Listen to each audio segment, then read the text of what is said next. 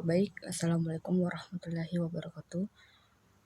Perkenalkan nama saya Muhajirah Nurul Lutfiyah, teman-teman juga bisa lihat NIM saya, kelas PPKN 17A, mata kuliah Studi Masyarakat Indonesia, dosen pengampu Suwardi SPD MPD. Di sini, saya akan menjelaskan tentang suka dan duka kuliah online. Ini bukan kuliah biasa.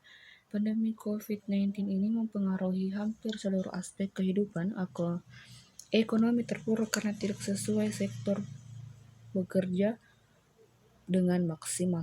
Selain itu, kegiatan di bidang sosial budaya ditiadakan karena pemberlakuan social distancing dan di rumah aja menuntut untuk tidak tidak berkumpul dan berkerumunan. Selanjutnya, yang pertama itu kondisi sinyal berbeda-beda. Kendala pertama yang sering dijumpai adalah kondisi sinyal internet yang berbeda-beda di setiap daerah. Bagi mahasiswa yang tinggal di perkotaan mungkin tidak bermasalah dengan hal ini. Namun mahasiswa tersebar di seluruh penjuru Indonesia sehingga kondisi ini tentu dapat terjadi. Yang kedua, tidak kondusif. Penggunaan berbagai macam aplikasi seperti Webex, Zoom, atau Google Classroom memang pada awalnya menimbulkan kebingungan untuk para mahasiswa dan dosen. Yang ketiga, tugas lebih banyak daripada kuliah. Akibat sulitnya pengoperasian media, banyak dosen yang mengalihkan kuliah dengan tugas-tugas. Yang keempat, perangkat tidak memadai. Kondisi sosial ekonomi mahasiswa tentu berbeda-beda. Tidak semua perangkat mampu digunakan atau menginstal aplikasi seperti Zoom atau Webex yang membutuhkan memori yang cukup besar. Yang kelima, beberapa dosen tidak memberi feedback karena sulitnya komunikasi. Banyak tugas diberikan tanpa diberi feedback oleh dosen. Seakan formalitas semata, tugas diberikan, dikumpulkan lalu diberikan tugas kembali. Bagian A. Belajar teknologi. Media kuliah seperti WhatsApp memang sudah lazim digunakan oleh semua orang.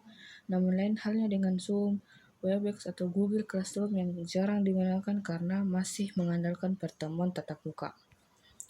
Bagian B. Bisa dilakukan di mana saja. Semua mungkin setuju dengan pernyataan ini. Pasalnya, banyak mahasiswa yang tersebar di berbagai tempat tetap bisa mengikuti perkuliahan seperti biasanya. Bagian C. Dilakukan kapan saja. Bagi dosen, jika perkuliahan berjalan seperti biasa, tentu memakan banyak waktu dan tenaga. Namun, dengan kuliah online ini atau daring, dosen dapat menyesuaikan waktu dengan mahasiswa kapan saja selama kedua belah pihak sepakat dan tidak merepotkan satu sama lain. Bagian D. Tidak perlu berdandan rapi. Semua tentu setuju apabila perkuliahan seperti biasa perlu menyesuaikan busana hingga riasan tubuh. Bagian E. Hemat. Selain penggunaan kuota yang banyak, perkuliahan online atau daring ini sesungguhnya hemat dari segi biaya. Apabila diperhitungkan biaya untuk berkuliah biasa dikeluarkan untuk berbagai kebutuhan seperti make up, bensin, uang makan, hingga jajan. Nah, teman-teman juga bisa baca-bacanya. Oke, mungkin itu yang beberapa saya paparkan. Oke, lanjut. Kegiatan yang dilakukan warga sekitar adalah penyemprotan disinfektan guna menghindari corona atau COVID-19 ini. Yang selanjutnya, selama 1 jam, petugas gabungan TNI ini sangat teliti membersihkan serta menyemprot disinfektan di setiap wilayah. Yang selanjutnya, tim TNI ini sendiri dan Satpol PP sedang melakukan penyemprotan disinfektan di Bank BRI Malakaji. Aktivitas tersebut merupakan upaya kerjasama antara TNI dan Satpol PP untuk memberikan perlindungan terhadap kesehatan dan keselamatan para pekerja Bank BRI dan penggunanya. Selanjutnya, dari hasil observasi yang saya lakukan adalah dilakukannya penyemprotan disinfektan agar warga terhindar dari virus corona itu sendiri. Selanjutnya, sejumlah daerah tanah air ini terutama Malakaji mulai meliburkan sekolah wilayah masing-masing untuk mengurangi penyebaran virus corona. Para siswa disarankan untuk melakukan kegiatan belajar mengajar di rumahnya masing-masing menggunakan teknologi informasi dan media sosial yang mereka gunakan. Oke, mungkin itu saja yang saya jelaskan atau paparkan tentang suka dan duka kuliah online. Saya akan lanjut tentang tentang poster yang saya miliki. Yang pertama itu tingkatan orang terpapar COVID-19. Yang pertama OTG, orang tanpa gejala. Yang kedua ODP, orang dalam pengawasan. Yang ketiga PDP, pasien dalam pengawasan.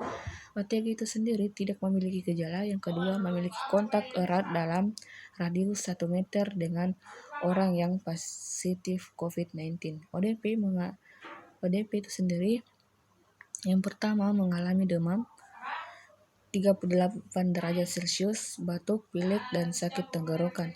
Yang kedua, memiliki riwayat keluar atau dalam negeri yang areanya terkonfirmasi ada kasus COVID-19. PDP mengalami infeksi saluran pernapasan akut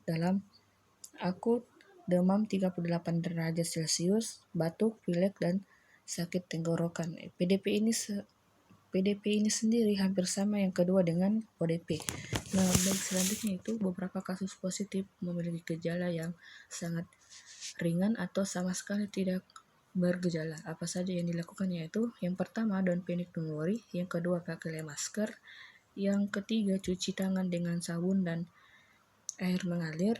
4. Perhatikan batuk dan bersin. Yang kelima kurangi bepergian produktif di rumah.